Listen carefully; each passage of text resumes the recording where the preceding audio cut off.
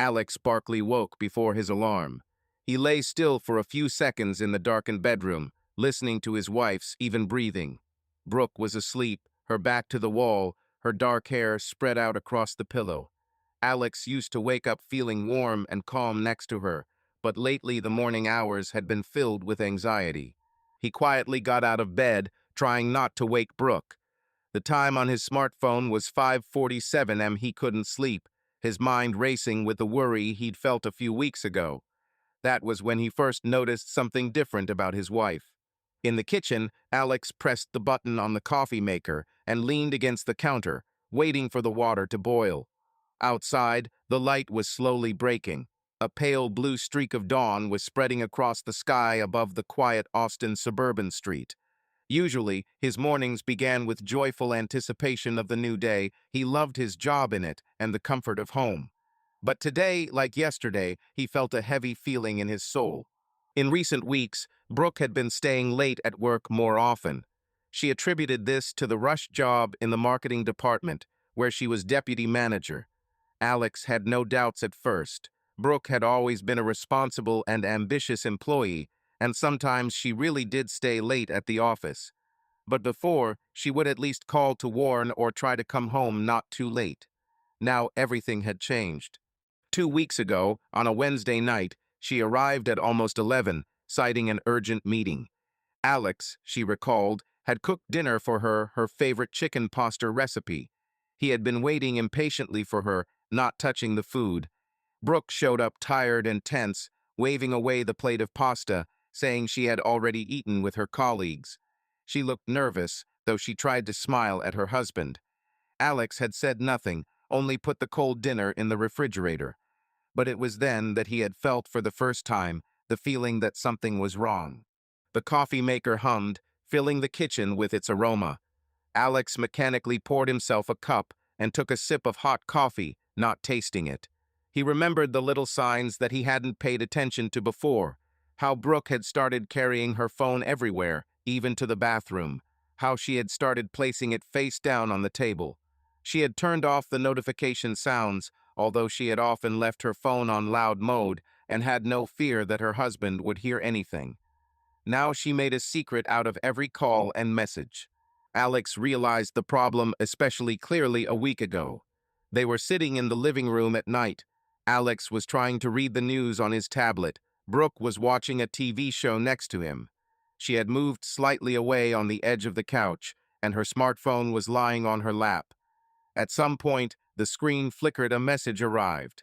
Brooke quickly grabbed the phone, but Alex managed to notice the notification that had popped up on the screen. From Josh. He didn't have time to read anything else. Brooke nervously clicked on something and pressed the device to her chest, as if hiding it. Alex's insides went cold. Josh Hansen was her boss. "Is it urgent?" he asked then, as casually as possible, trying to remain calm. No, it was about work," Brooke answered without looking at him.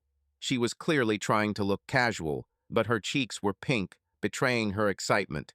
Alex nodded and looked back at the tablet, although he could no longer make out the letters. His heart was pounding loudly and slowly.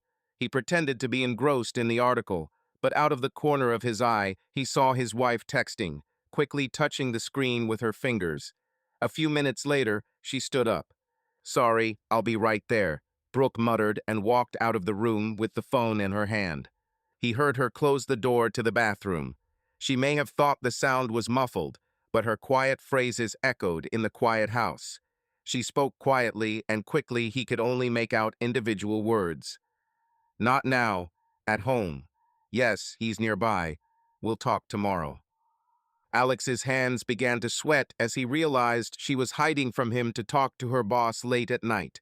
Why? He couldn't think of anything good to say. He'd barely slept that night, lying next to her in the dark, listening to Brooke sleep peacefully with her back turned. He wanted to ask her outright, "Are you having an affair with Josh?" But the fear of confirming his worst suspicions held him back. Now, a week later, there were few doubts left. Alex took another sip of coffee and looked down the empty hallway leading to the bedrooms. The house was silent, except for the soft hum of the air conditioner. He felt like a stranger in his own home. His relationship with his wife had become cold and distant. The early morning silence was suddenly broken by the sound of an incoming message. Alex winced and looked down at his phone lying on the table, but his smartphone screen was dark. The signal repeated itself. It was the sound from Brooke's phone. She usually set it to silent at night, but apparently forgot. Alex froze. There was movement in the bedroom. Brooke must have woken up from the signal too. A few seconds later, she hurried out of the bedroom, wrapping herself in a silk robe. Seeing her husband in the kitchen, she shuddered. "Why are you here so early?" The voice is sleepy and surprised. "I couldn't sleep," Alex shrugged, pretending that nothing unusual had happened. "Did the phone wake you up?" "Huh? Yes." She looked down and turned away, walking past him into the living room, where her smartphone lay on the nightstand. Alex watched as she picked up her phone. Brooke frowned as she read the message on the screen. For a moment, he thought he saw a look of fear or confusion cross her face. Then she must have sensed her husband's gaze and glanced over her shoulder. Alex quickly looked away and pretended to be engrossed in finishing his coffee. "Who's writing at such an early hour?" he asked, trying to keep his voice neutral. "It's some kind of spam," she said casually. Alex nodded silently. Brooke hurried back to the bedroom, clutching the phone to her chest.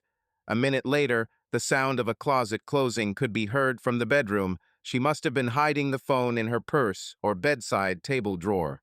That day, Alex's suspicions became even stronger. He couldn't concentrate at work, and his head was spinning with fragments of thoughts. By lunchtime, he had firmly decided he needed to find out the truth, no matter how bitter it was. He could no longer live in ignorance. Later that night, after Brooke had gone to take a shower, Alex sat down at her laptop, which she had left on the table in the living room. His heart was pounding in his throat. He knew that digging through other people's messages was wrong, and he had never done anything like that before. But now the situation was different. The laptop screen was flashing a cozy screensaver. Alex swiped the touchpad, and the system came to life, asking for a password. Brooke often used simple passwords on the computer. He tried entering her birthday. Access was denied. On his second try, he typed the name of their dog Rocky, who had died a year ago. The password did not work. Alex knew he was taking a risk. If she returned and found him, there would be a scandal. But adrenaline pushed him forward. He tried a third option, a combination of their names, Alex Brooke. The screen thought for a while and suddenly opened the desktop. Alex exhaled sharply. The shower was running. He had a few minutes. He opened Brooke's email. He quickly scrolled through the new emails, nothing out of the ordinary. A couple of notifications, mailings from stores. Then he noticed the messenger icon on the panel. It was the corporate chat that her company used. With trembling fingers, Alex clicked on it and saw a recent conversation with the name Josh H. The lines of correspondence on the screen confirmed everything. His wife had been texting Josh late into the night, and the tone of the messages was far from businesslike. Alex's heart sank when he read, "I can't wait to see you tomorrow. Today was incredible. I love your kisses." Brooke responded, "I'm counting the hours too. When you're around, I lose my mind." His hands were cold. Alex forced himself to scroll up the thread, scanning the details.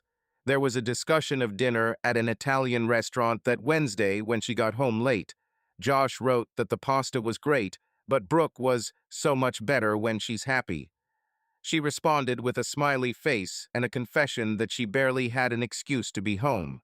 Then plans to meet up that weekend, a link to a hotel reservation in Josh's name, the same weekend she supposedly visited a friend in San Antonio.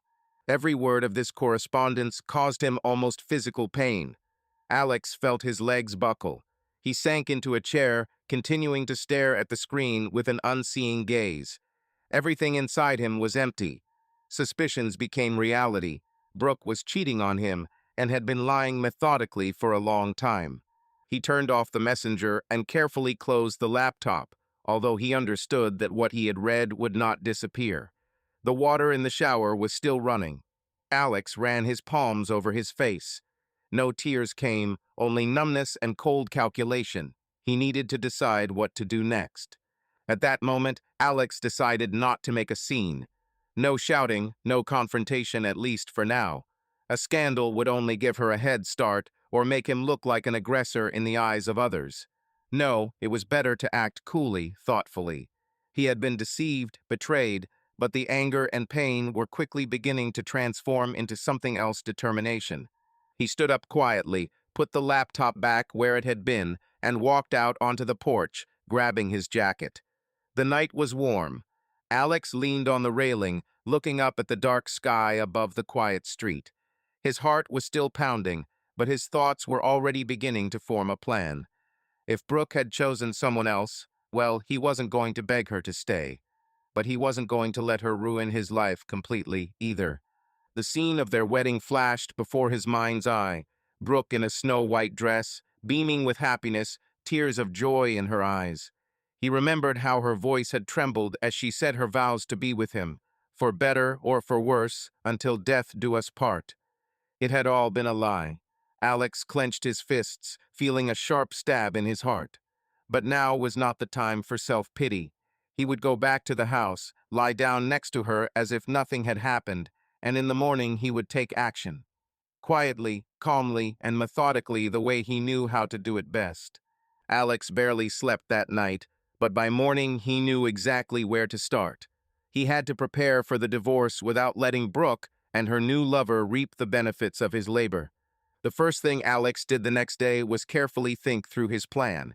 He arrived at the office earlier than usual, locked himself in his office, and began studying legal forums and articles about divorce. The facts were not encouraging. Texas, where they lived, had a marital property regime. This meant that almost everything Alex and Brooke had owned during their marriage could be divided equally in a divorce, regardless of the reason for the separation. The thought that Brooke would also get half of it was unbearable. Alex knew he couldn't live with that. He wrote down the key items that needed to be addressed: the house, the business, the savings. The house, their spacious cottage in North Austin, had been purchased 4 years earlier. Technically, he was the sole owner. The mortgage was an inheritance from his grandmother, so the property was registered in Alex's name. But Brooke had also contributed to household expenses over the years, and any lawyer could have convinced a court that the house was community property. It was unacceptable to let half of it go to her, or worse, to a new boyfriend. Next up, business. 2 years ago, Alex founded his own small logistics company called Northloop Logistics. He started out alone, developing software to optimize freight transportation. Over time, the business grew. There were regular clients, a contract with one retailer, several hired drivers, and even a warehouse on the outskirts of the city. Officially, the company still existed as his private business sole proprietorship, and therefore, legally was an extension of his personality. In other words, when dividing property, the value of the business could also be divided. In addition, Alex knew that the logistics services market was on the rise, and recently he had received offers to sell Northloop to larger players.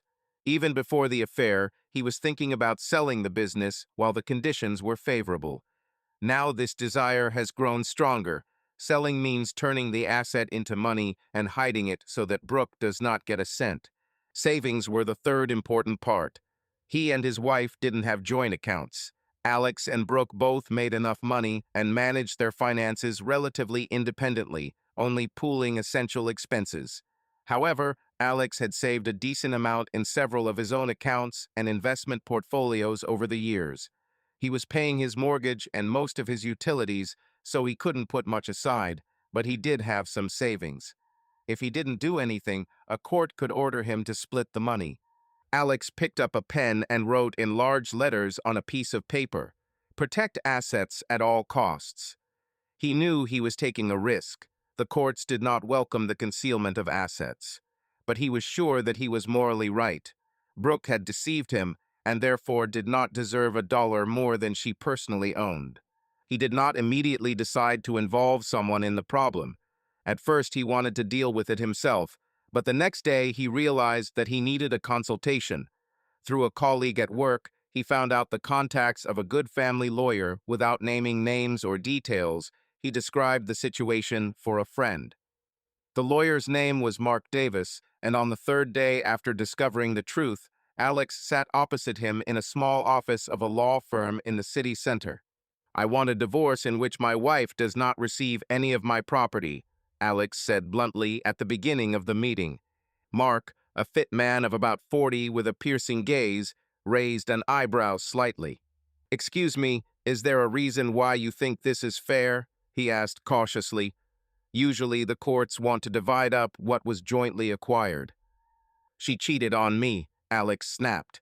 Saying it out loud for the first time, he felt a bitter lump in his throat, but he tried not to show his emotions. "She's having an affair with her boss. I don't want a scandal, I want a quiet divorce. But I also want to make sure she can't lay claim to my company, my house, or my savings." The lawyer was silent for a few seconds, looking at Alex appraisingly. "I sympathize," he finally said with restraint. "I understand your feelings. However, state law does not directly take into account the factor of infidelity when dividing property, unless we are talking about excessive spending on relationships on the side. You mentioned a business. Did you create it during your marriage?" "Yes," Alex nodded, "but all the investments were mine. She had no involvement." "Okay, who is the house registered to?" "On me." This is a plus. However, if it was acquired during marriage, it is jointly acquired property, regardless of the formal owner. "I understand. Bills? General? Separate?" "Separate. But my savings over the years are there." "Sure." Mark opened the folder, took out a form, and began to write. "The first thing I would advise is not to do anything illegal. Do not try to hide or sell property secretly after filing for divorce. The court may view this extremely negatively." Alex frowned but said nothing, and Mark continued. "However, before you officially initiate the divorce process, you have the right to do whatever you think is necessary with your property. For example, you can reorganize the business, register it as an LLC, a limited liability company, transfer all the company's assets to the balance sheet of this LLC. Then, formally, the business will cease to be your personal property. But the shares of the LLC will be mine. That won't change the essence," Alex objected. "Legally, a share in an LLC is also property, but the lawyer paused. This step will complicate the direct division of the business. Besides, if you plan to sell it, as I understand it, you will still need to register the company." "That's true," Alex admitted. He felt relieved. His idea to turn Northloop into an LLC had been right. He and Mark discussed the details. The lawyer promised to help expedite the registration of the company through the online service of the Texas Department of Justice. The process could take about a week. Alex asked to do everything as quickly as possible and to have him as the sole founder. "Now the house," Mark went on, looking at the records. "You can remove it from the list of personal assets by transferring it to the ownership of a legal entity. For example, to your new LLC. That is, sell it to your own LLC. In essence, yes, a paper deal. You, as an individual, sell a house to Northloop LLC. You can indicate a symbolic price or formalize it as a capital contribution. Either way, the company will legally become the owner." "Is this legal?" "It's legal as long as you do it before the divorce process officially starts and you don't violate the rights of the creditors." "The bank. You say the mortgage hasn't been paid yet?" "Yes, the mortgage is not closed yet," Alex confirmed. "You will have to notify the bank and get consent. Otherwise, when changing the owner, there may be complications with the loan agreement. But if you are the founder and sole owner of the company, essentially nothing changes. You will remain responsible for the mortgage just as you were. The real estate will go on the company's balance sheet." "Sure." Alex was already impatient to get started. He imagined how he would go to a notary he knew today to sign the papers for the house. But Mark continued. "It's more complicated with accounts. You can't just hide the money. You'll still have to disclose the assets during a divorce. But there are options. For example, a trust fund." "What?" Alex asked, frowning. He'd only heard of trust funds in movies. You can create a trust in the name of a third party, say a relative, Mark explained. You transfer money to this trust without the possibility of revoking it. Technically, it is no longer yours. If you do this before filing and do not advertise it, it will be difficult to prove that you continue to control the funds. So, in fact, give my money to one of my relatives. Roughly speaking, yes. For example, nephews, children, if there were any. The main thing is not to parents or a person whose benefit is obviously yours. It is better to choose someone a generation younger. Alex thought about it. He had no children of his own, but he had a niece, his sister's 10-year-old daughter. Was he really ready to give her all his savings? The sum was large, about $120,000. On the other hand, formally giving it now, and perhaps returning it in a few years in another way was an option. Or just let the money serve her if he didn't get it. I'll think about it, he answered cautiously. Mark smiled sympathetically. I understand it's not an easy decision. Note that I cannot officially advise withdrawing funds. It's on the verge of foul play. But you asked how to protect yourself. I described possible tools. Keep in mind, if the case goes to court and it is proven that you intentionally transferred assets, the judge may consider this to your disadvantage. But what if everything is already done by the time of submission? Alex asked stubbornly. Then the opponent will have to try hard to get something back, especially if the betrayal is proven and your wife does not want to make a public scandal. I see. I don't plan to advertise anything. Ideally, we'll sign a settlement agreement where everyone stays with their own, Alex said. Well, then we need to act quickly and quietly. That same day, after leaving the lawyer, Alex felt like he was breathing easier. He had a clear plan. He emailed Mark all the necessary data to register Northloop LLC. The lawyer promised to receive an electronic certificate of company formation in a couple of business days at most. Alex also agreed with him to prepare a contract for transferring the house to the LLC balance sheet. This required resolving the issue with the bank. Fortunately, an old friend of Alex's worked as a manager at the bank where the mortgage was. Having called him under the pretext of tax optimization through the transfer of real estate to the company, Alex quickly received the bank's consent in principle, provided that he would remain the guarantor of payments. The next day, during his lunch break, Alex drove to the notary Mark had recommended. There, waiting for him, were the completed documents, a deed transferring ownership of the house from Alex Barkley to Northloop LLC. Brooke, of course, knew nothing about the transaction. Alex signed, feeling both bitterness and satisfaction.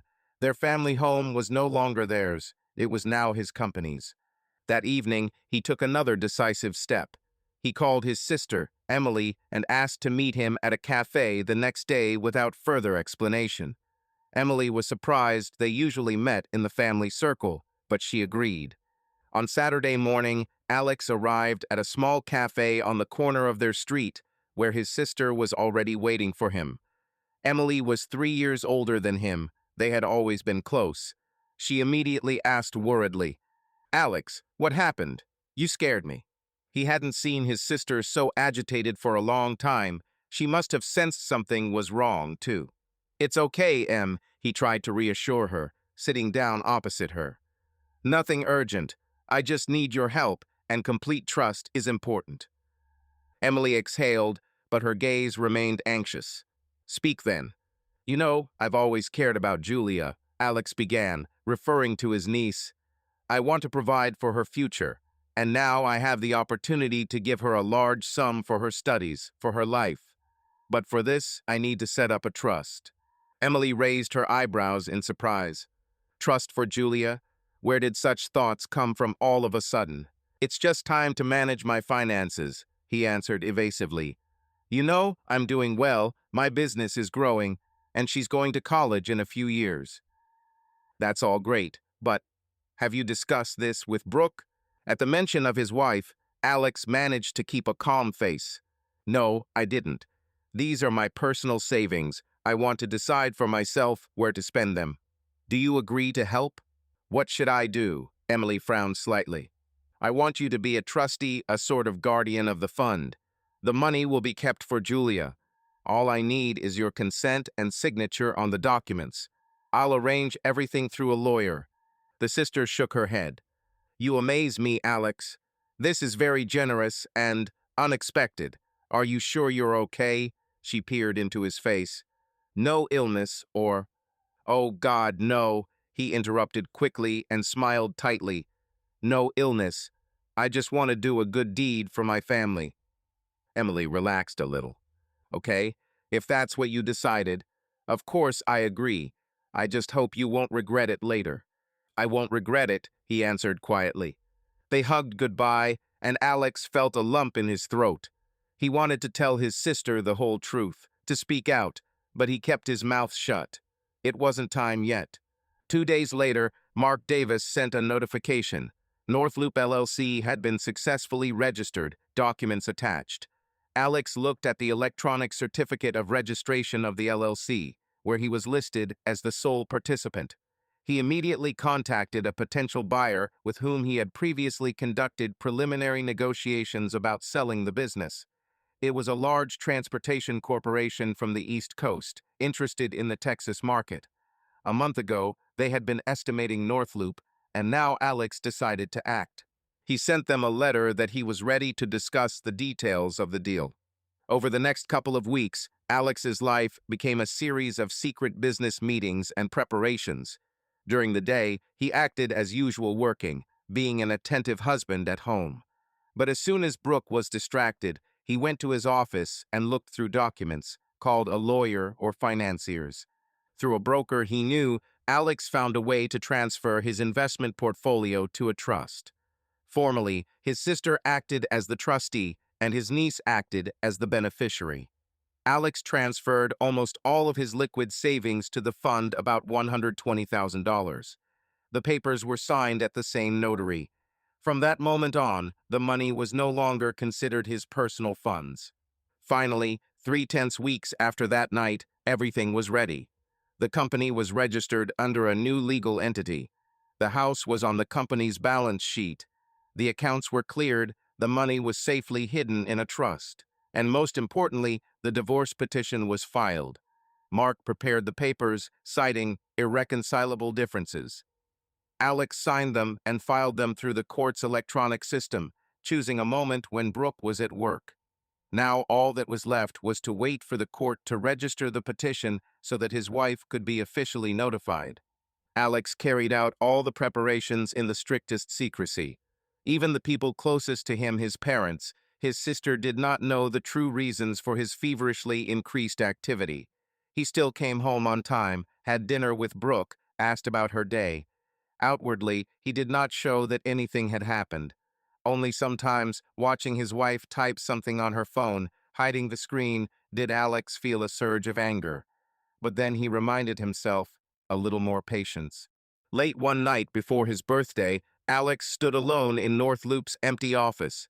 It was getting dark outside, and the lights of downtown Austin were twinkling in the distance. He'd just signed a preliminary agreement to sell the company. The negotiations with the corporation had been going well, and they'd sent over a press release they'd be publishing the following week, announcing the acquisition of Northloop Logistics for up to $11.4 million, including agreed-upon performance metrics. Alex double-checked the wording. It looked solid. The deal wouldn't officially close for another month, but the key terms had been agreed upon. He saved a copy of the press release to his phone. Two feelings warred in his soul: emptiness and quiet satisfaction.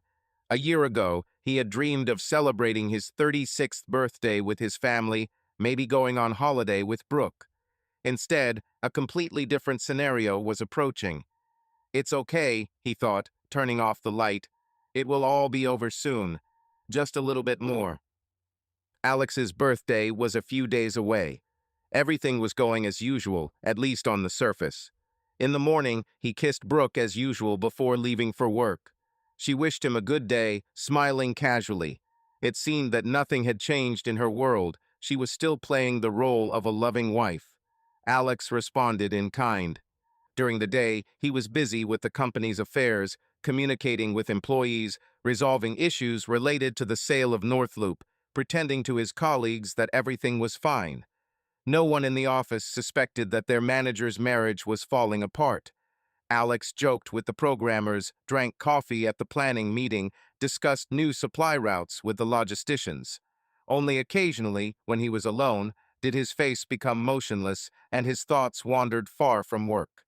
But as soon as someone knocked on the door of his office, for example, a fellow logistician came in with a question. Alex immediately put on his usual smile and calm look. When the guys from the department tried to joke about his tired appearance, he laughed it off by referring to a stressful project. In the evenings, the home also maintained a feigned idyll. Brooke seemed to be trying to be even more attentive to her husband than usual. She would bring him a cup of tea while he was sitting at his laptop or ask him how his day had gone. She was clearly trying to make up for her inner guilt with care. Alex could hardly stand these scenes. He wanted to shout, "Stop pretending." But instead he thanked him for the tea and distractedly told a couple of work stories, as if he knew nothing. Several times Brooke even suggested watching a movie together in the evening or going to a restaurant on the weekend. Previously, such initiatives came more often from him, but now his wife seemed to be trying to maintain the appearance of a normal family life. Alex agreed, playing the role of a loving husband. They went to dinner on Saturday at their favorite grill bar. There, over the steaks Brooke ordered, they talked about trifles.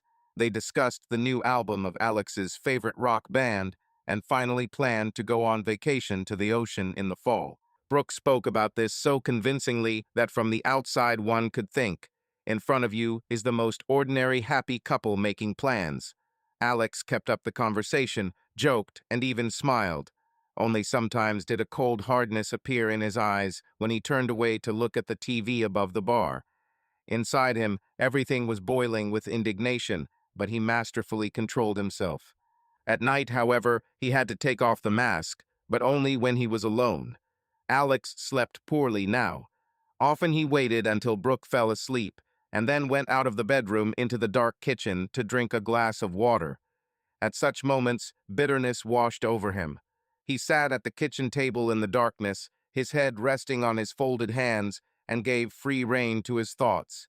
He remembered his youth with Brooke, the first years of marriage, the enthusiasm with which they had furnished their first home together. How they painted the walls in the kitchen, a sunny yellow, laughed, getting paint on each other. How they planned to buy a swing for the yard for future children. It was almost physically painful for him to realize that all this was over. But there were no tears, they had dried up. All that remained was fatigue and the anticipation of the outcome. Brooke didn't seem to suspect anything. She continued her double life, a regular wife during the day, and somewhere in between, a woman in love, secretly texting her lover. One day, Alex caught her writing one of these letters. It happened in the living room in the evening. He left the office to get his phone charger and saw Brooke reclining on the couch with her laptop on her lap. A chat window was flashing on the screen. Hearing footsteps, she slammed the lid of the laptop, almost dropping it. "Oh," she laughed sheepishly, picking up the laptop.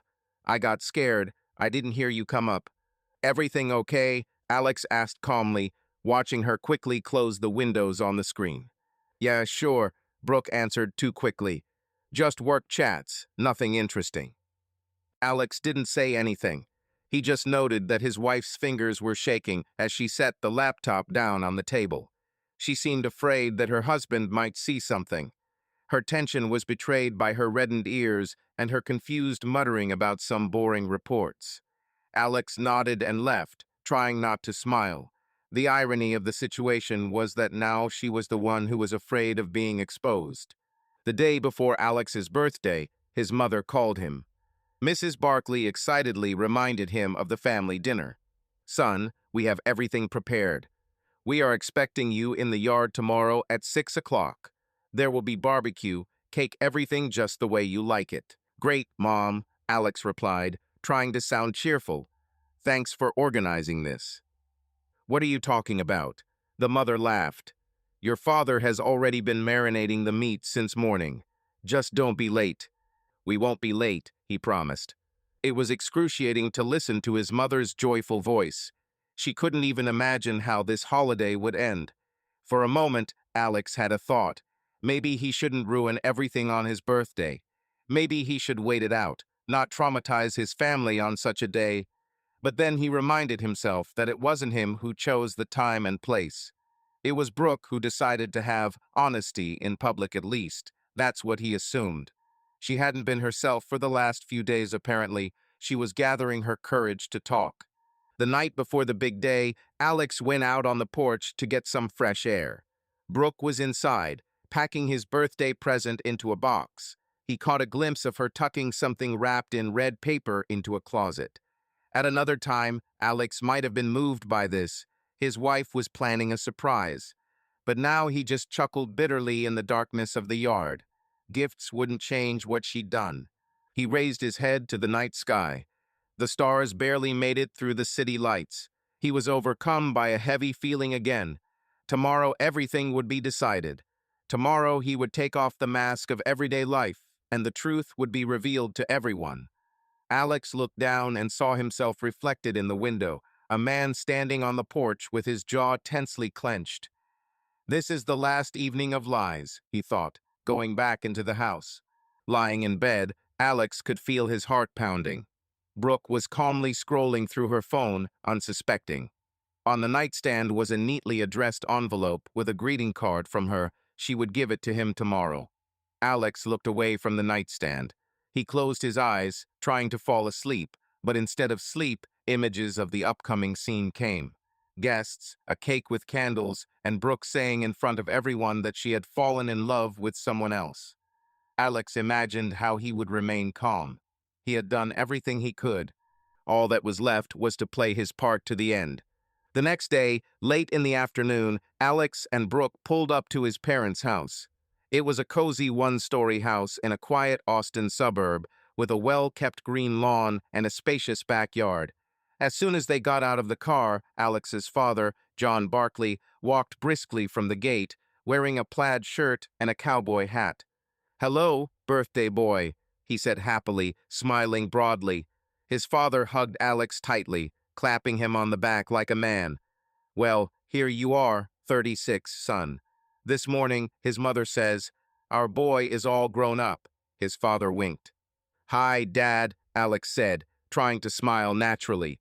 His father's hug was warm and sincere, and for a moment Alex felt like a little boy who was in no danger. "Happy birthday, Alex," came his mother's soft voice nearby. Mrs. Barkley, a short, energetic woman with graying blonde hair, came over to hug her son, her eyes shining with love and pride. "Thank you, Mom," Alex said quietly, feeling a pang of tenderness in his chest. He knew how much his parents loved him, and that made the coming revelation even harder. Brooke stood a little behind, smiling politely. Alex's mother turned to her.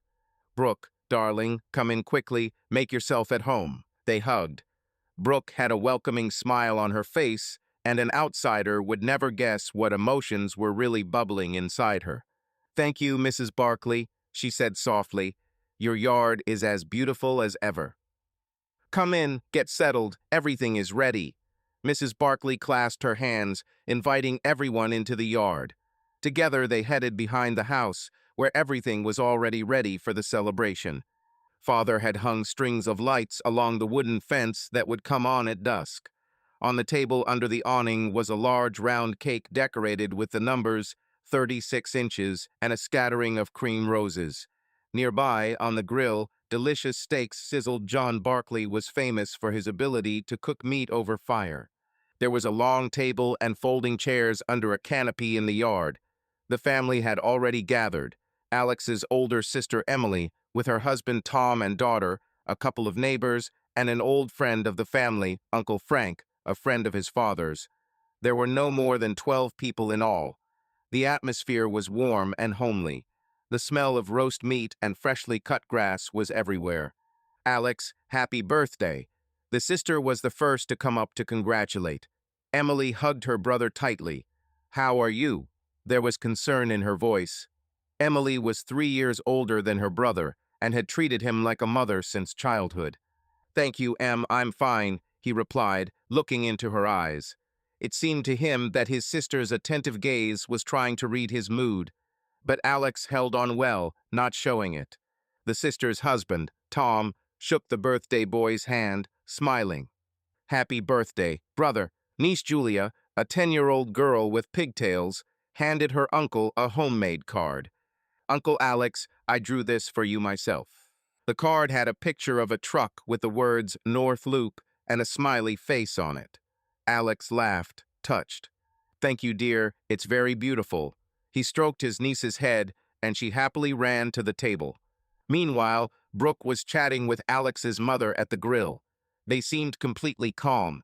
The mother was asking her daughter-in-law about her work, and she was animatedly answering, telling some funny stories from the office. Brooke was clearly trying to be the life of the party, laughing, joking. From the outside, it looked natural, but Alex noticed nervousness in her gestures. For example, she slightly fidgeted with the hem of her sweater when she thought no one was looking at her. He knew this habit a sign of anxiety.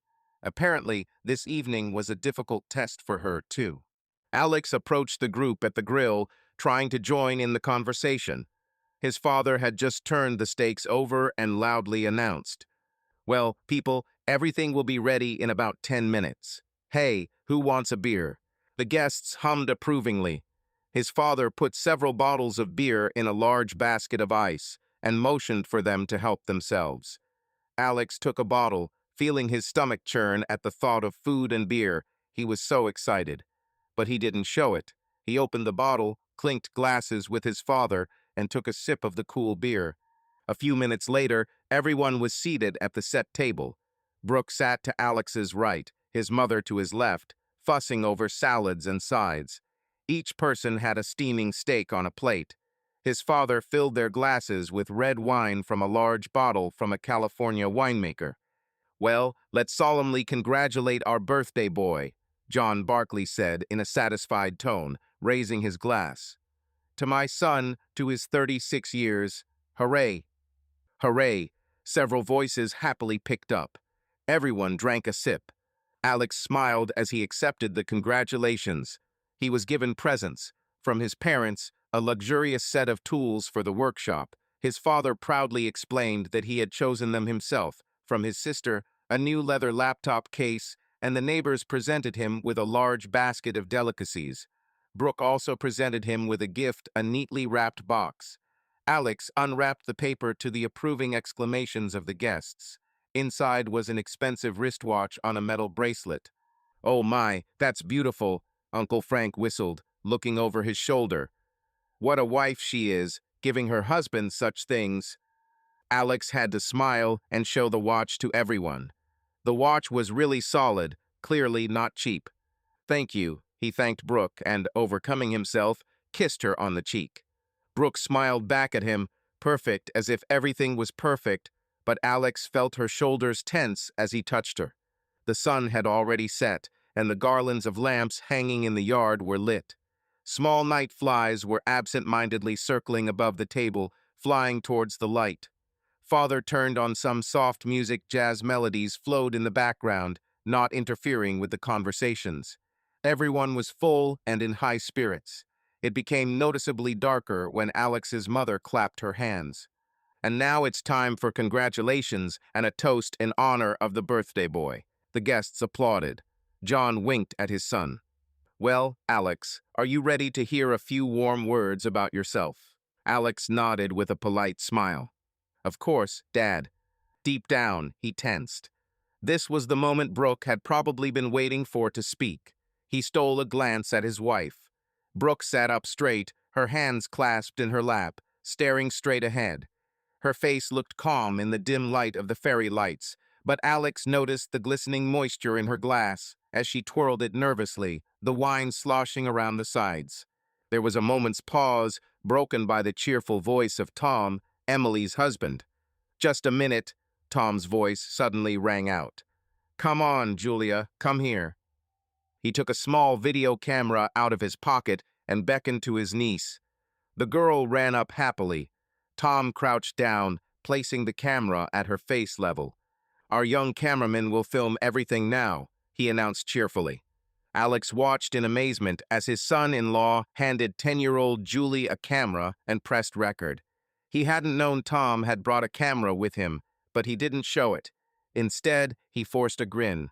"Oh, you'll catch me in all my glory," he winked at his niece. Julia laughed out loud.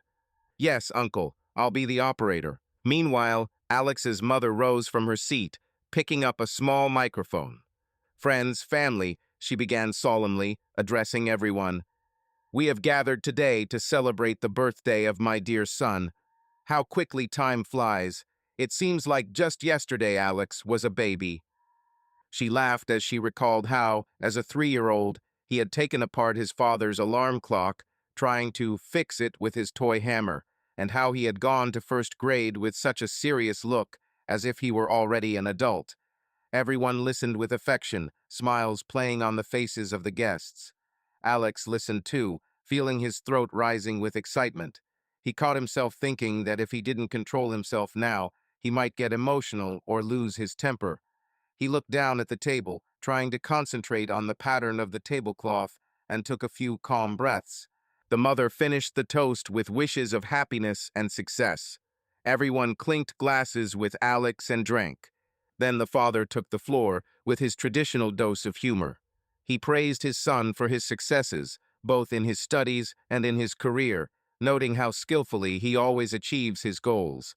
At the same time, the father could not resist jokingly complaining that he never gave them grandchildren, but then waved his hand. "You'll have time, what's the rush?" The guests laughed. Alex smiled sheepishly, watching Brooke's reaction out of the corner of his eye. She lowered her eyes and smiled too, but a little tensely. Uncle Frank said a few words next. Then a neighbor, everyone spoke in turn into the microphone, wishing the birthday boy all the best. This whole moment Alex felt like he was on the outside. He heard the voices of his loved ones, laughter, the clink of glasses, saw his sister wiping away tears of emotion after her mother's speech. But his consciousness was tense and alert, like a spring. He waited for her turn to come. There was a silence. Brooke rose slowly from her seat. Her hands were shaking as she clutched the microphone that her neighbor had been holding. All eyes turned to her. "Alex." She began quietly, her voice breaking on the first word. Brooke cleared her throat nervously, trying to speak more clearly. "Alex, I need to tell you something." Mrs. Barkley looked questioningly at her daughter-in-law, not understanding what was happening. A tense anticipation reigned at the table. Brooke's face turned pale in the rays of the garlands, but she continued, not taking her eyes off her husband. "I," she sighed convulsively, "I want to honestly admit, I fell in love with another person." Everything seemed to freeze. No one moved. The glass Uncle Frank was holding slipped and fell with a dull thud onto the table, spilling the rest of the wine. Brooke blinked, but continued firmly, now addressing everyone. "I'm very sorry, but I can't lie anymore. It's over between Alex and me. I fell in love with someone else and I want a divorce." Somewhere behind them, a neighbor gasped. Alex's mother turned white, pressing her hand to her mouth. His father, sitting at the head of the table, slowly lowered his glass, not taking his astonished gaze off his daughter-in-law. Brooke took a breath and blurted out the last part quickly. "Let's get divorced like adults, without scandals and mutual reproaches. We both want this, right?" Her last words hung in the still air, unanswered. There was a deathly silence for a few seconds, broken only by the distant chirping of night cicadas. Everyone present froze in shock, looking from Brooke to Alex. Mrs. Barkley looked like she was about to faint. Emily pressed her hand to her chest, looking at her brother. No one knew how to react. Alex sat unusually still. He rose slowly from the table and wiped the corner of his mouth with a napkin, as if he had just finished a normal dinner. There was no surprise on his face, only cold determination. He met Brooke's gaze across the table. She stood across from him, breathing heavily, her knuckles white-knuckled around the microphone. Alex was silent, holding a long pause that seemed like an eternity. The red recording light was blinking on the camera Julia was holding. The lens captured a strange image, the birthday boy and his wife standing opposite each other among the silent guests. "Thank you, Brooke, for your honesty," Alex finally said, his voice even and calm. He stood there, his cold gaze fixed on his wife. You're right, we should get a divorce. That's why. He paused pointedly. I've already filed for divorce. These words sounded deafening to everyone. Brooke blinked in shock. What? Alex walked slowly around the table and approached her face to face in a few steps. The guests froze in amazement. He pulled a thick envelope from his inside jacket pocket and handed it to Brooke. She mechanically took it with a trembling hand. Here's a copy of my divorce petition, Alex said clearly. Filed yesterday morning, so you can consider the process already started. Brooke looked down at the envelope as if she couldn't believe her eyes. Her lips moved silently. Behind her, Alex's mother gasped softly, and his father sat up, looking from his son to his daughter-in-law in shock. How? When did you have time? Brooke finally exhaled, blushing and turning pale at the same time. A couple of weeks ago, when I found out about your affair with Josh Hansen, Alex answered calmly, not caring what effect his words would have. The guests looked at each other, and there was a startled whisper. Now everything was clear. The wife had cheated on her husband. Mrs. Barkley looked at Brooke with pain and indignation, and she only shook her head, pressing her hands to her chest. You knew, she whispered. Of course I knew, Alex snapped, and for the first time, steely notes crept into his voice. Do you think you're the only one who knows how to secretly text? I'm an it guy, if you remember. I just went and read your cute chat. Brooke closed her eyes in shame and rage at the same time. Tears gushed from her eyes. Have you read my private messages? And you spent our shared money on hotels with your lover? He countered quietly. Brooke flinched as if she'd been struck. Let's not do that. I'm just explaining to the others why I did what I did. Alex glanced around at the guests. Everyone was sitting there, holding their breath, tensely awaiting. I made sure in advance that the divorce would be as quick and fair as possible, he continued loudly, addressing both Brooke and everyone present. To that end, I removed all of our assets from joint ownership. A gasp of shock went through the crowd of guests. Brooke looked at her husband as if he were a stranger. What? What do you mean? The house we live in is no longer ours, Alex said crisply. I transferred it to my company, North Loop LLC, a week ago. What? Brooke blurted out. She pressed her palms to her mouth, her eyes widening. Alex shrugged. Very simple. The house was in my name. I transferred the ownership to a legal entity. Now you can't lay claim to it during division. Brooke shook her head as if she hadn't heard. Alex continued relentlessly. Our bank accounts, or rather, my savings accounts, you can forget about them too. I zeroed them out, transferring the money into a trust fund in Julia's name. All eyes instantly turned to Emily and her daughter. Alex's sister's mouth dropped open in surprise. Wait, the trust for Julie? That's the one you asked me to sign the papers for. Yes, Alex confirmed briefly, nodding to his sister. I protected this money from encroachment in advance. Brooke, without taking her hand away from her mouth, looked at him in horror. You transferred the savings to your niece. Alex ignored her exclamation and took another step, towering over her by a step the yard was slightly tilted. His voice sounded clear and calculated. My business, North Loop, is also no longer considered joint property. It is registered as a separate legal entity, and all its assets are removed from our community. He paused, letting his wife process what she had heard. She only shook her head in confusion, looking at her husband in disbelief. Alex bowed his head slightly and finished. In other words, you and I have nothing to share. Zero. All significant assets are either no longer mine personally or have been spent. The courtyard was deathly silent. The family's eyes darted from Alex to Brooke. No one dared intervene. The camera continued to record, capturing every cold, calculating fact he said. There was a long pause. Alex himself was the first to break it. He turned to his parents, whose faces were frozen in a mixture of bitterness and sympathy, and suddenly said softly, Mom, Dad, I wanted to give you a present. The parents looked at their son in surprise. Silence still reigned around. Alex put his hand in the inside pocket of his jacket and pulled out a folded piece of paper. I haven't told you this for a long time, but I'm very grateful for everything you've done for me, he began calmly, his voice no longer cold, but warm and a little tired. And I decided that it was time to repay you. He unfolded the sheet and read, Certificate of Final Payment of Mortgage Loan. Borrowers, John and Mary Barkley. Balance due, $so. Alex's mother's eyes widened. Alex, is this a joke? He handed her a piece of paper. It was an official document from the bank. I paid off the rest of your loan, Alex explained. Yesterday, your house is paid off. Oh my God, Mrs. Barkley whispered, covering her mouth with her hand. Her eyes filled with tears. Alex's father blinked several times, trying to maintain a stern expression, but his lips began to tremble too.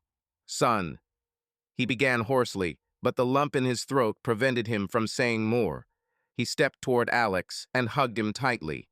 Alex hugged him back, feeling the tension of the last few minutes ease a little. This was real, bright, something worth living for. Stepping back, the father wiped his eyes with the back of his hand and tried to smile. You're something. Thanks, son. Didn't expect that. The surprise was a success, the mother said quietly, wiping away her tears. Thank you. She hugged Alex, and for a few long seconds they just stood there, hugging in the middle of the yard. No one dared to disturb the moment. Even Brooke looked at it distantly, as if acknowledging that this was a family matter that had nothing to do with her. Finally, Alex carefully pulled away from his mother. His gaze became businesslike again. He turned to the other guests, who were still stunned by the chain of events. And that's not all, said the birthday boy, trying to speak evenly. I have an announcement that I wanted to share with you. He took his smartphone out of his pocket and touched the screen a couple of times. Here, listen. Austin, Texas, August 28, 2025. Transtar Logistics and private entrepreneur Alex Barkley announced the signing of an agreement under which Transtar will acquire Northloop Logistics. The transaction value, including possible bonus payments, will be up to $11.4 million. There were gasps of amazement from the crowd. Alex's father whistled in admiration. His neighbor's eyes widened, and Uncle Frank said in amazement, Wow! Even through the shock of the evening's revelations, delight broke through. Someone clapped their hands softly. Alex put the phone down and calmly explained, This afternoon we agreed on the basic terms of selling my business. So you could say that this is also my birthday present to myself. He said these words not without sadness after all. He had put a part of his soul into Northloop, and now it was time to let go of his brainchild. He tried to smile, but it came out tired. His confession sounded both solemn and bitter. Everyone understood. He was talking about his success on the unhappiest day of his life. Emily was the first to approach and put her hand on her brother's shoulder. Alex, this is wonderful, she said, touched. Congratulations. It was as if a signal had been given. The guests began to come out of their stupor one by one and approached to congratulate Alex on such a grand deal. The father shook his head in shock, hugging his son again. Well done, son. The mother kissed him on the cheek, muttering, We are so proud of you. Even the neighbor clapped Alex on the shoulder. I just can't believe it. 11 million. Wow. Among the general congratulations, only one silent face stood out. Brooke. She stood to the side, still holding the microphone in her hands, and looked at her husband with wide open eyes. In her gaze, one could read shock, resentment, and fear of the future at the same time. Alex met her eyes. For a second, he felt sorry for her. She clearly hadn't foreseen this turn of events. But the regret quickly passed. He felt only emptiness and fatigue.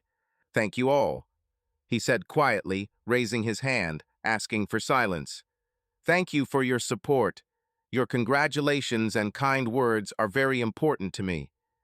One by one, the guests fell silent, the solemn moment once again giving way to tense anticipation. Everyone again looked from Alex to Brooke. But the silence didn't last long.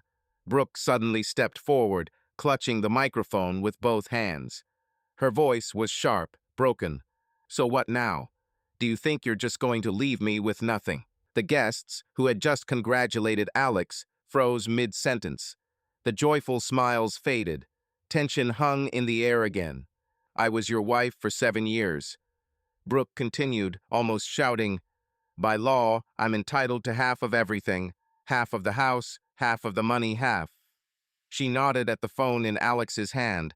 "Half of those millions. Do you think you can hide it all?" Tears of anger and despair glistened in her eyes.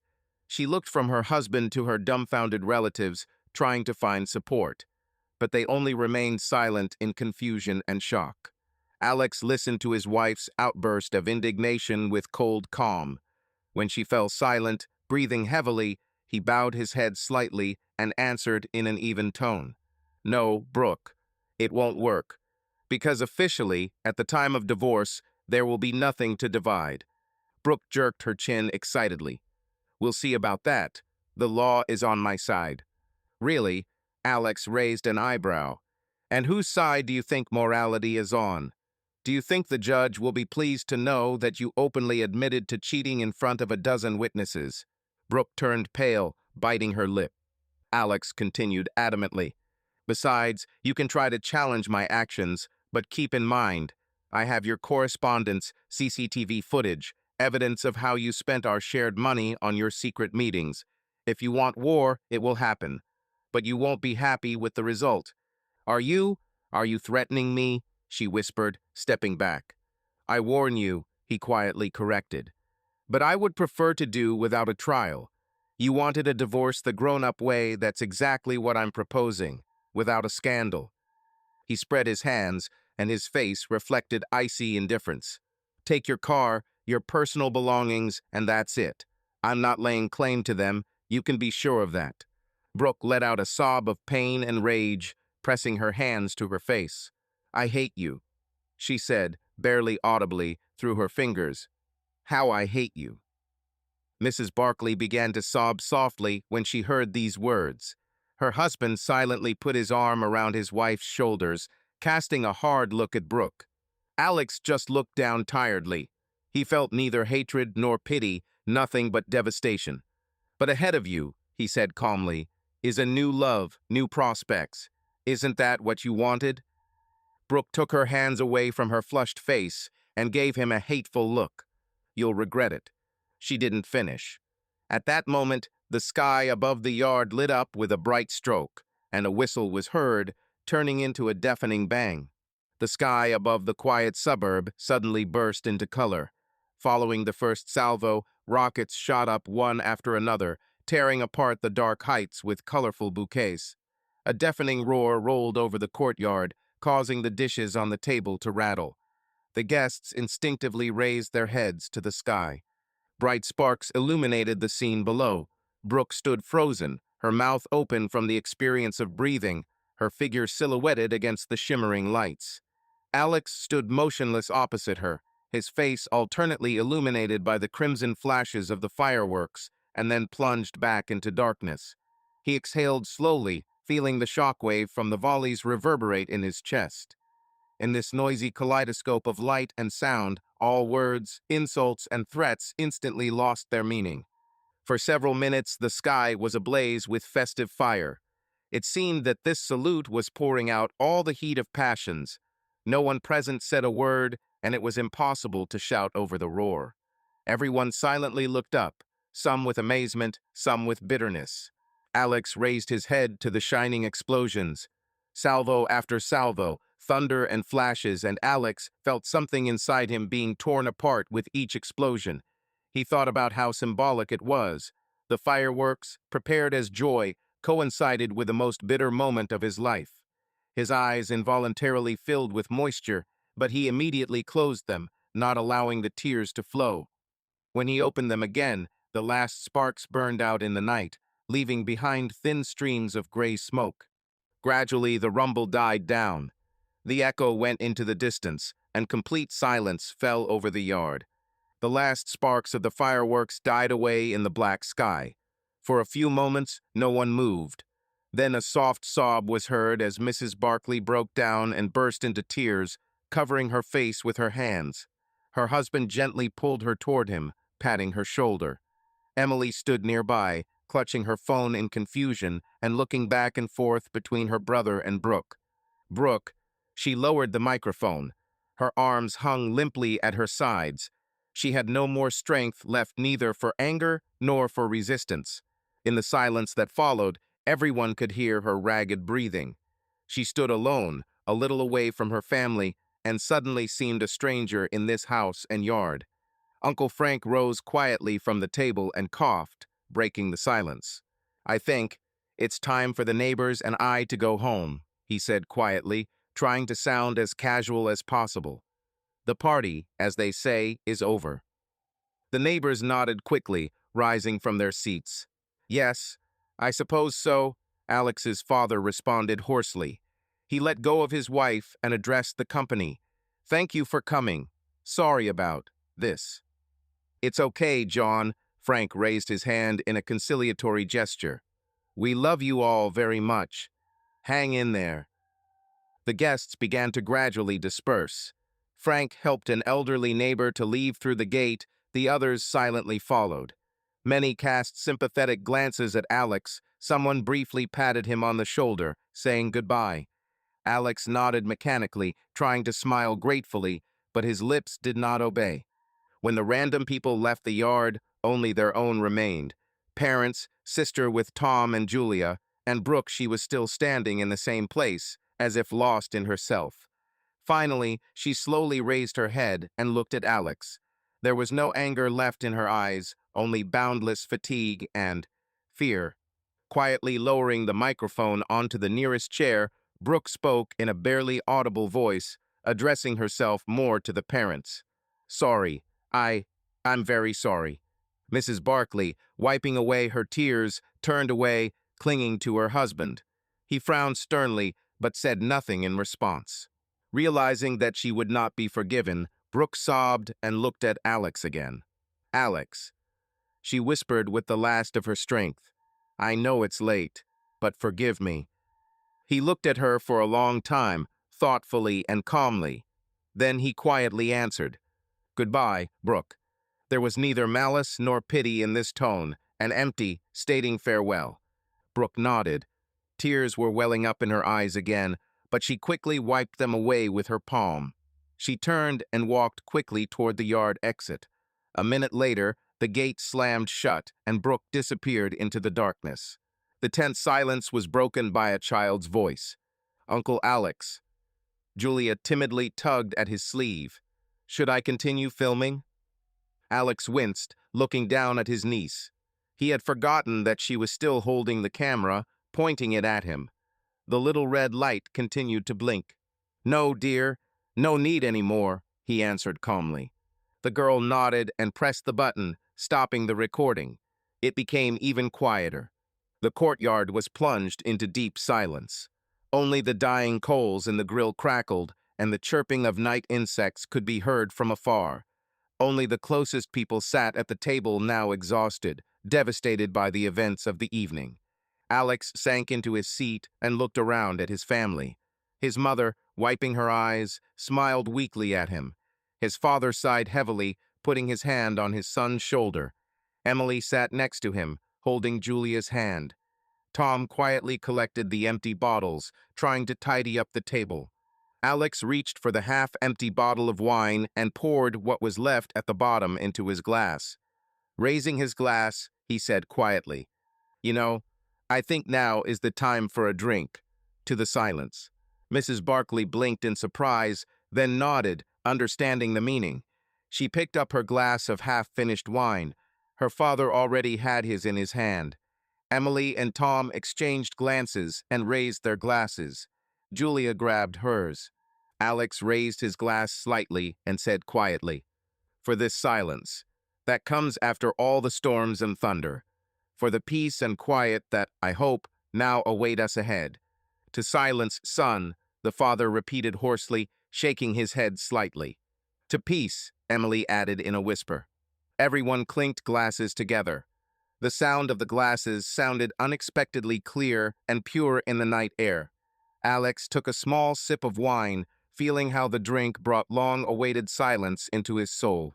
It was already late in the night when only Alex and his parents were left in the yard.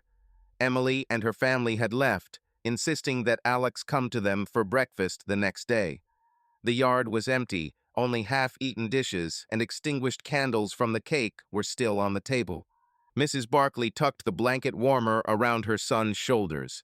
After the shock he had experienced, Alex felt exhausted and gratefully accepted his mother's care. The three sat quietly on the veranda, near the barely glowing lamp. "How are you, darling?" the mother asked quietly, peering into her son's face. Alex shrugged. "Honestly, I don't know myself. It's somehow empty, Mom." Father nodded heavily, looking ahead. "That's understandable, so much at once." He paused and added, "You did a great job of pulling this off. I didn't expect such restraint from you, son." Alex smiled wryly. "Dad, believe me, everything inside me was turning over, but there was no other way." "I understand," John sighed and shook his head. "I still can't believe she did that to you." Mrs. Barkley frowned and hugged her son. "We haven't asked about anything before, but how long have you known?" Alex closed his eyes, remembering those sleepless nights. "A couple of weeks ago," he answered quietly. "At first I suspected, then I found evidence." The mother covered her mouth with her hand.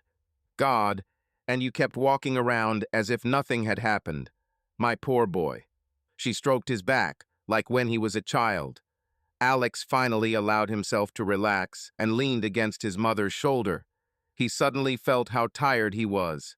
"The important thing is that it's all behind us now," the father said dully. "It's unpleasant, it's painful, but it's better this way than living a lie." Alex nodded without raising his head. "Yes, now everything will be different." "What do you think we should do next?" the mother asked cautiously. "Well, with the house, with the business." Alex ran his hand over his face. "Tomorrow I'll take care of the paperwork, give Brooke her things. I'll probably take a couple of days off and just relax," Mother said quietly. "Stay with us for now if you want. The house is now on the company's premises, but you can live there." "Thanks, Mom." Alex straightened up and gave her a tight smile. "But no, I guess. I want to go back to my house, even though it's empty now. I need to. Get used to it." The parents exchanged knowing glances and asked no more questions. They simply sat next to each other, holding their son's hands. After some time, Alex rose softly. "It's late. I'll go." Mrs. Barkley looked at him anxiously.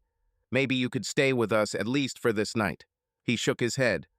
"Really, Mom, everything's fine. I just want to be alone." The father stood up next. "Okay then. Just promise me if anything happens, call me right away. And come tomorrow, don't forget." "I promise," Alex answered quietly. They hugged goodbye.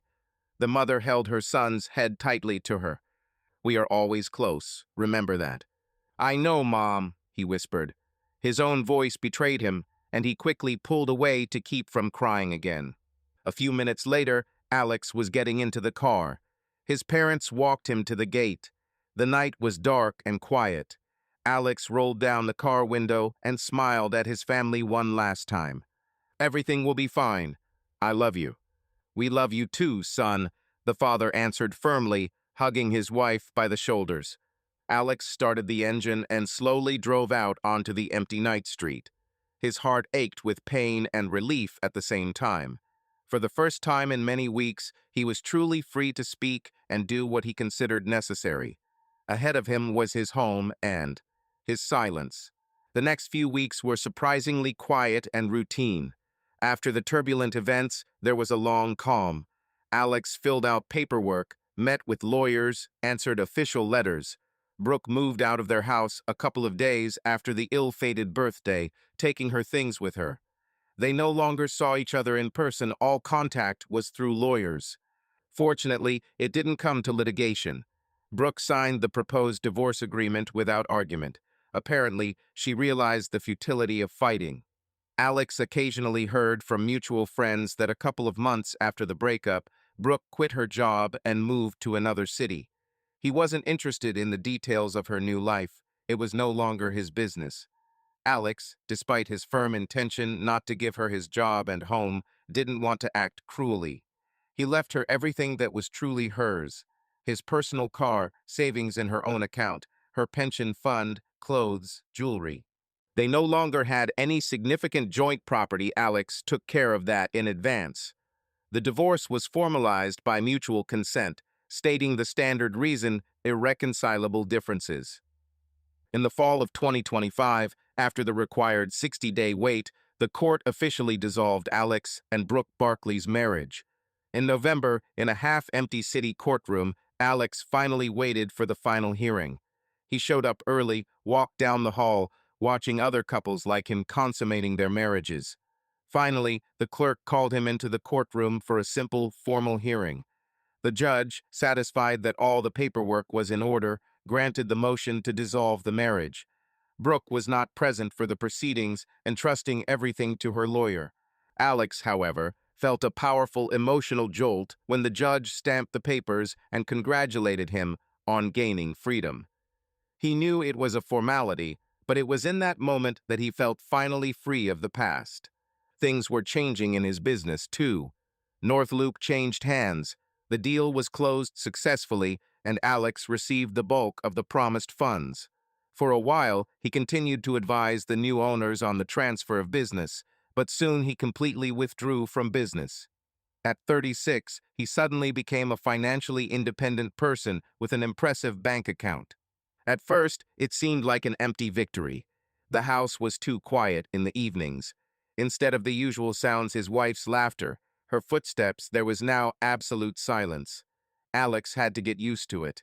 He wandered around the empty rooms a lot, sorted out the remaining things, made repairs to freshen up the atmosphere.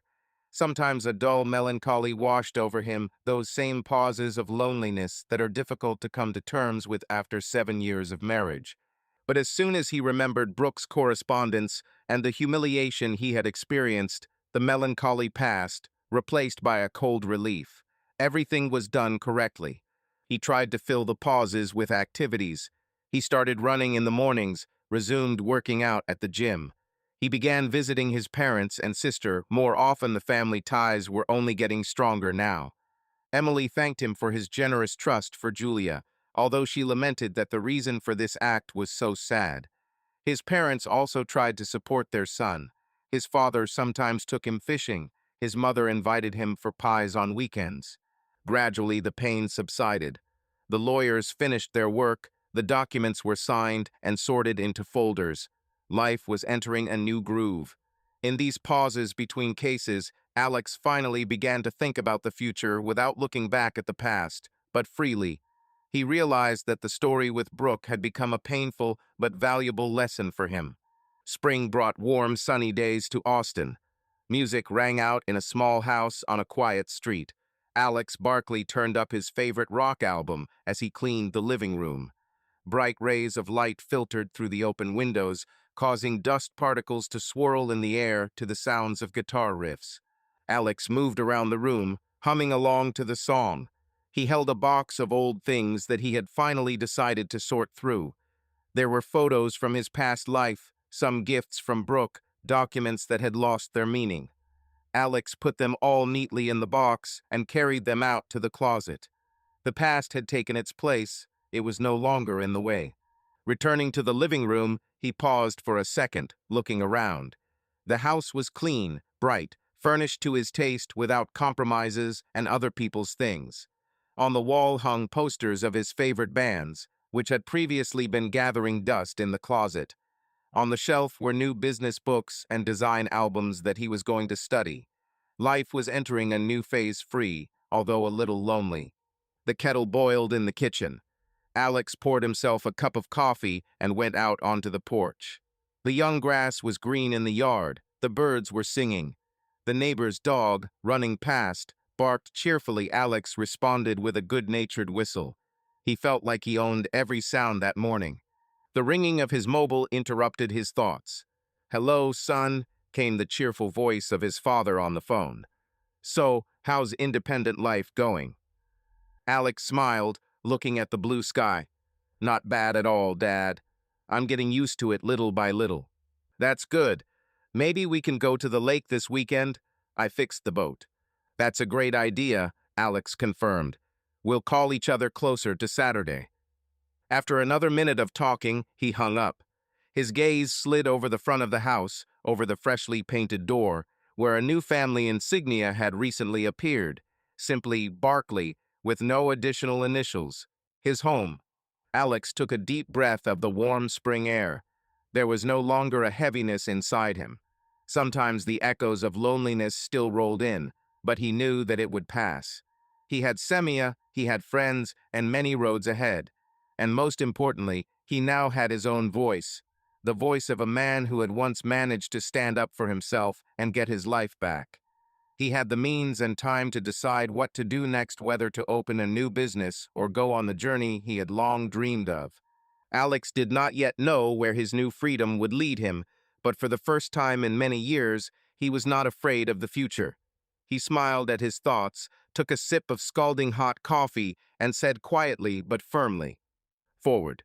There was only one envelope in the mailbox, yellow, thick, with Tom's signature in a bold line in the corner. Alex brought it into the house, put it on the kitchen table, and watched for a while as the morning sun glided across the paper. On the back was a short note. "Here you go, this is the footage. It's up to you what to do with it." Julie asked if she wanted a director's cut. He cut the edge with a letter opener. Inside was a flash drive and a piece of paper folded in half. On the paper was another sentence. "I have the original. If you tell me, I'll delete it."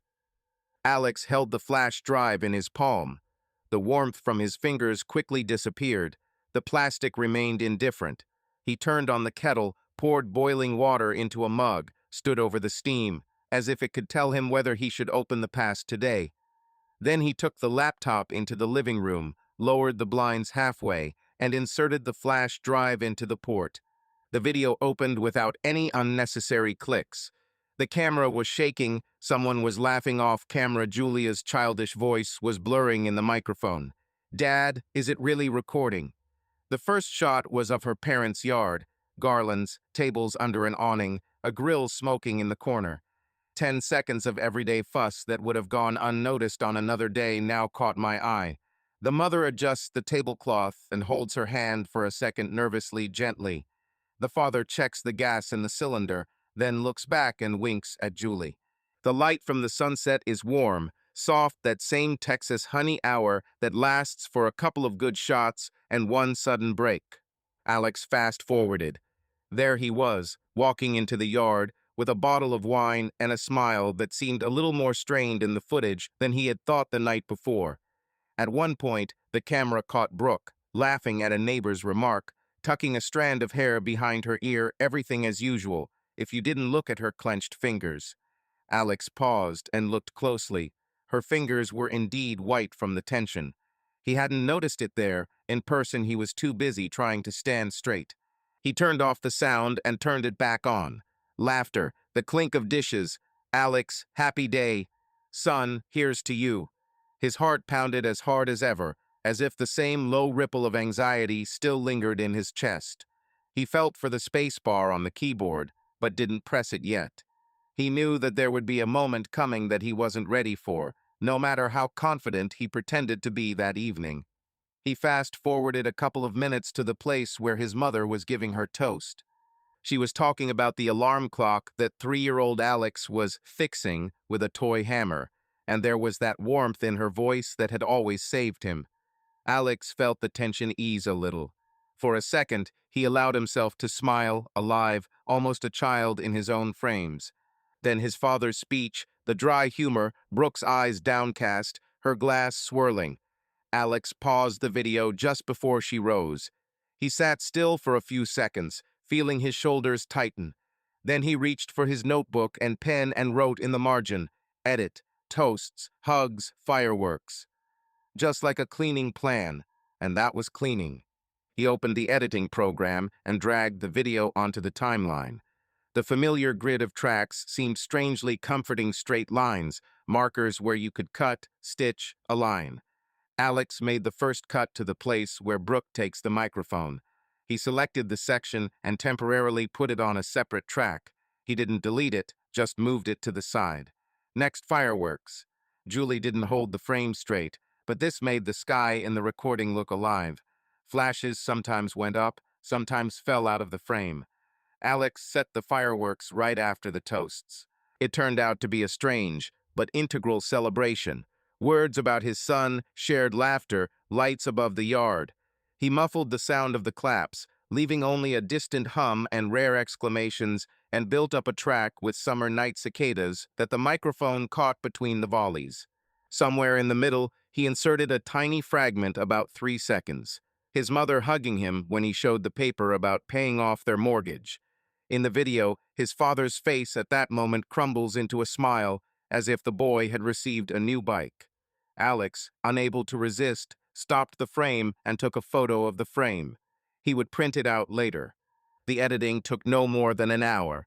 When he clicked view, it was 15 minutes. Laughter, toasts, a dance of light, and one warm scene of a gift to his parents.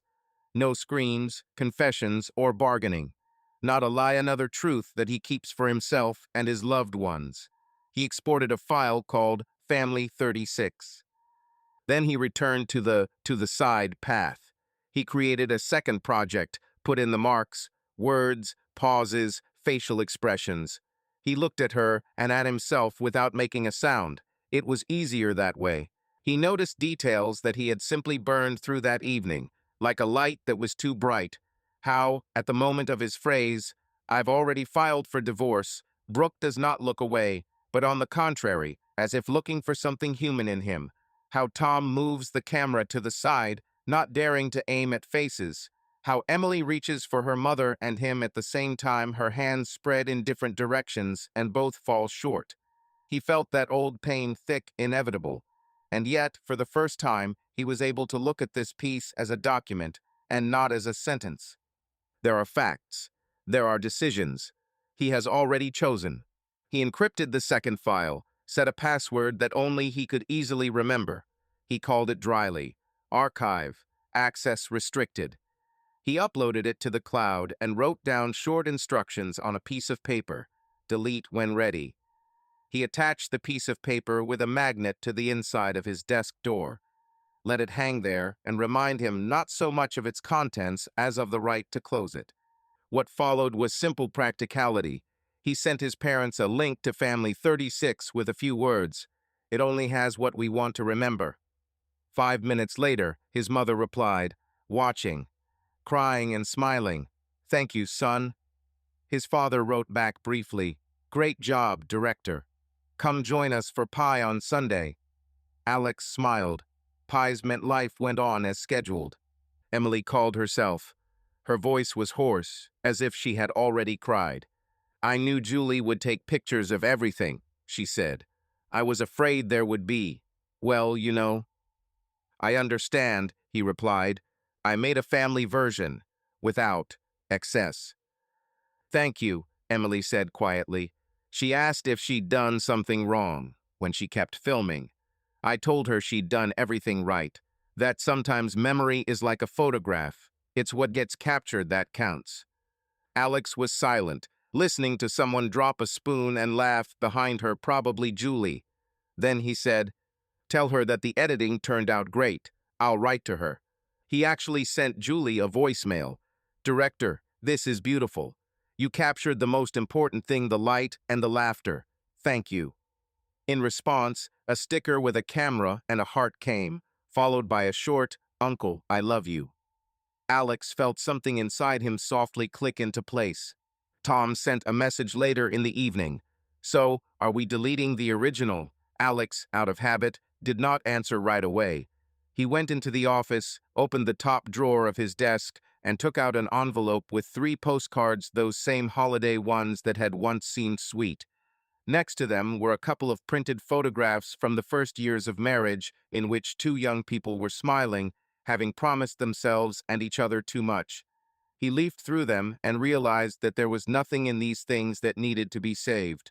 Only habit. He went out onto the porch with a small metal bowl, the one his father had once used to light coals for the barbecue.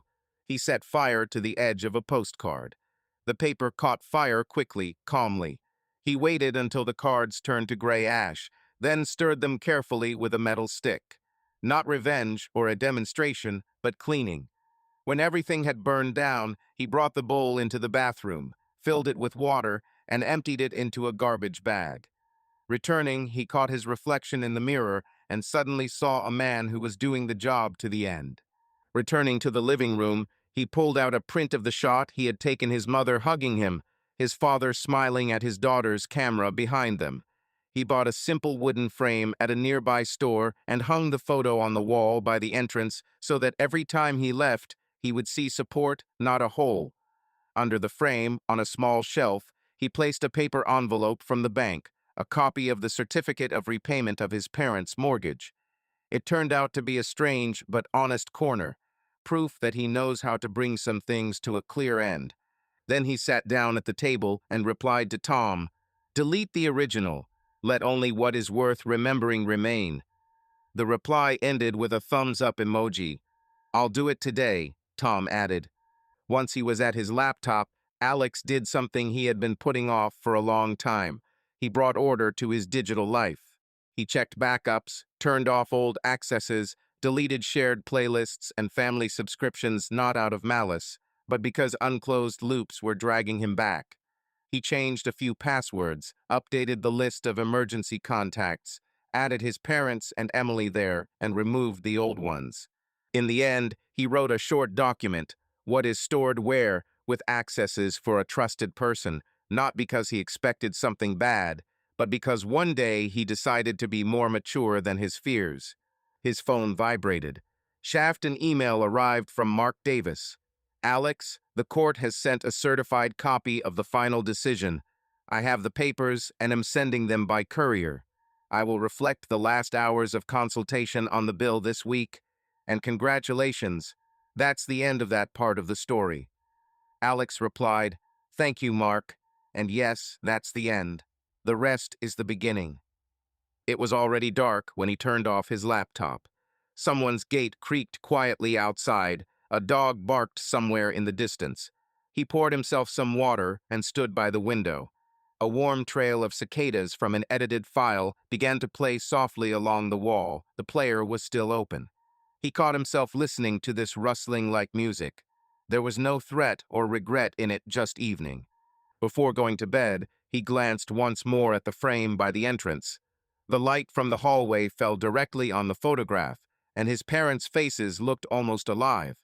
Alex, without turning on the bright light, ran his fingers along the top edge of the frame, a slight movement, like a hesitant "thank you."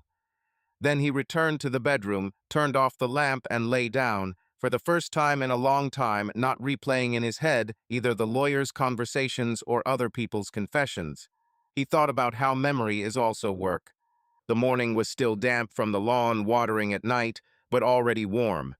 Alex threw a tent bag, an old stove, a folding chair, and a light sleeping bag into the trunk.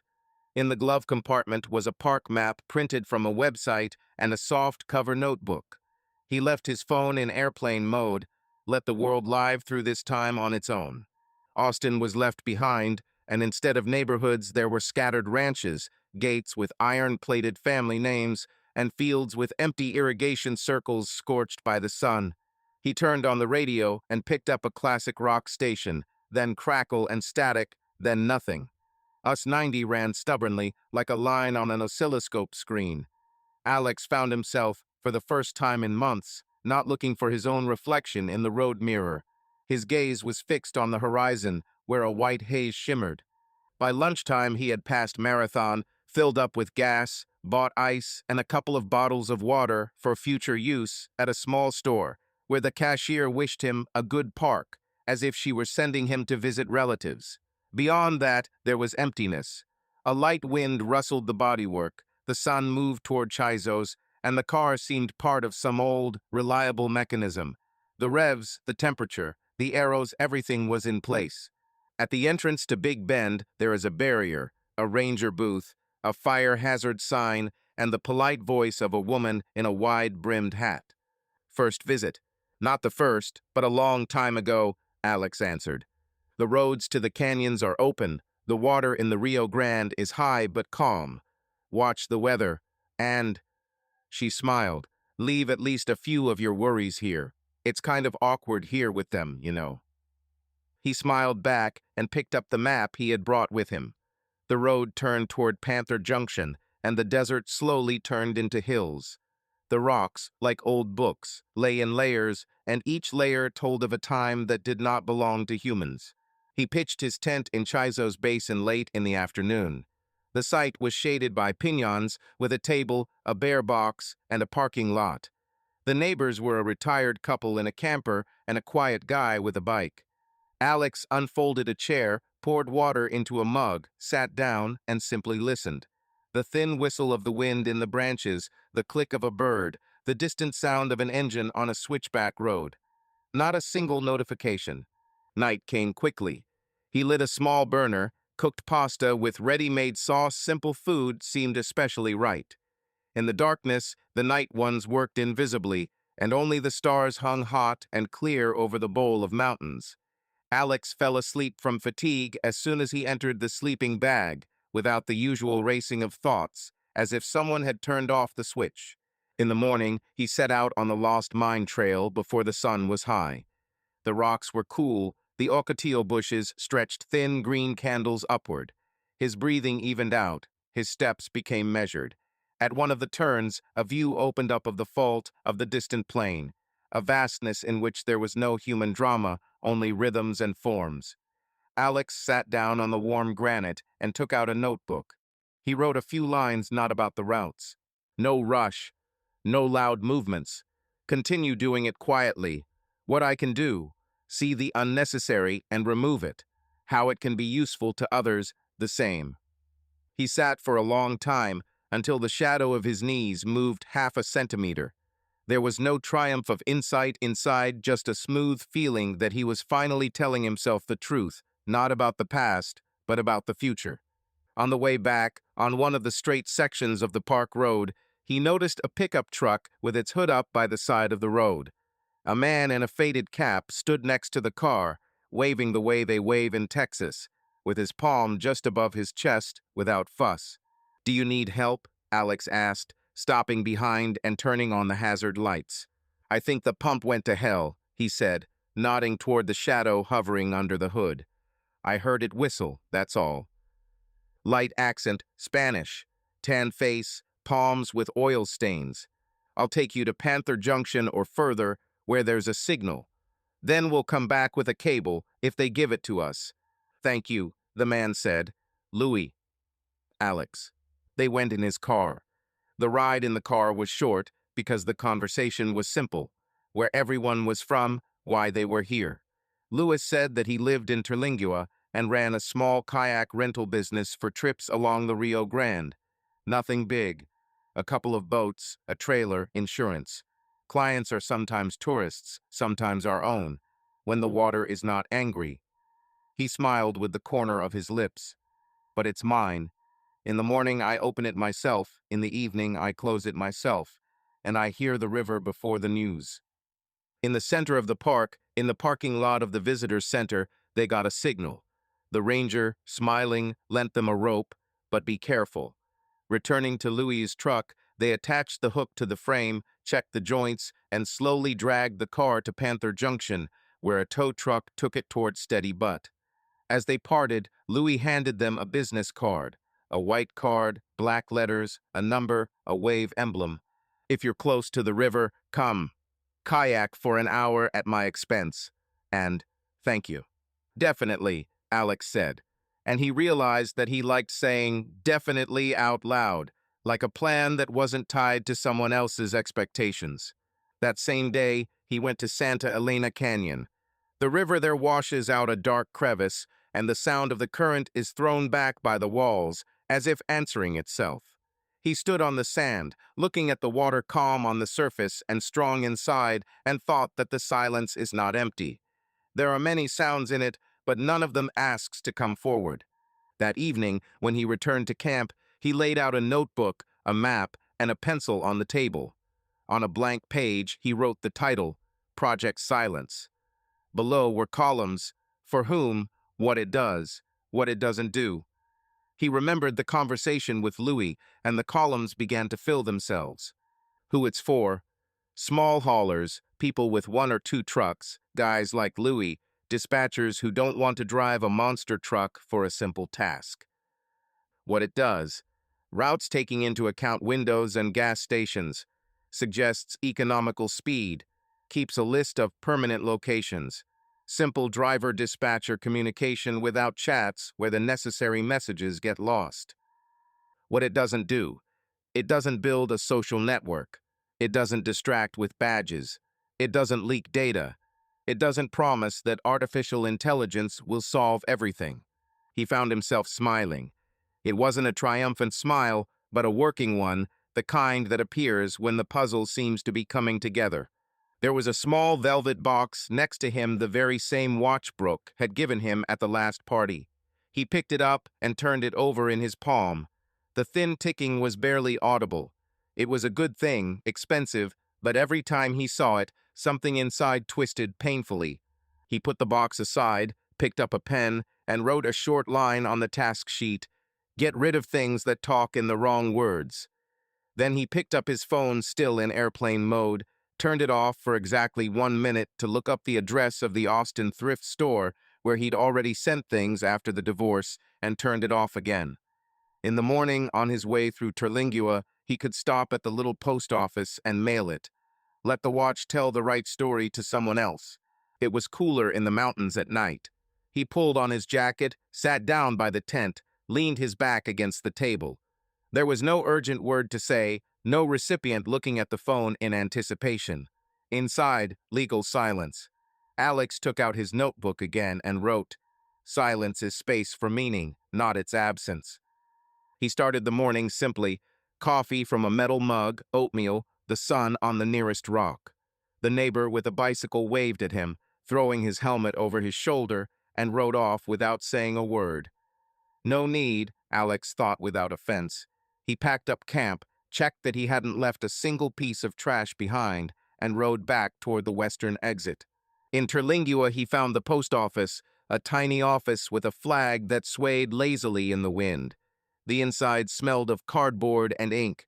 He put the watch in a padded envelope, wrote a familiar address on the form, and added a note: let it serve someone else. The employee in the blue vest took the package, stamped the check with a hammer, and smiled. I hope whoever gets them has a good day. He's going to have a good day, Alex said, and to his own surprise, he had no doubt about it. Nearby, by the parking lot, he saw Louis. He was standing by his now fixed car, talking to a man in a baseball cap and a woman in a wide-brimmed Panama hat, tourists, judging by their shoes. On the trailer were 2 orange kayaks, the straps taut as strings. Alex, Louis noticed him and waved. Want to go to the water? An hour, no more. The weather is like glass. How are things? Alex nodded towards the clients. I have 3 boats, he smiled. Today one is yours. They can wait, and I have to work off my debt. Alex wanted to refuse for a second. The plan was to go back without delay. Then he caught himself on this plan as on the reflex of a person who had lived too long according to the schedule of other people's demands. He put the keys in his pocket, nodded. Okay, for an hour. The river greeted him with coolness and the smell of wet clay. The boat glided softly, the oar entered the water easily. Louis walked alongside, slightly ahead, showing a line along the low bank. See, he said without turning around. There's a different silence here. She's not silent, she's just carefully putting everything away on her shelves. Alex laughed briefly, almost silently. It seems. And one more thing, Louis continued. When you wait for water, it comes. When you run from it, it still comes. It's the same with business. They walked in silence for another 10 minutes. Then Louis stopped and, leaning on the oar, asked, You said you sold the business. What's next? I don't know. I want to do something simple and useful, without noise, so that it helps people who do the work, not presentations. Good target, Louis said. Quiet doesn't mean small. It was almost exactly what Alex wanted to hear and was afraid to admit he wanted. He nodded.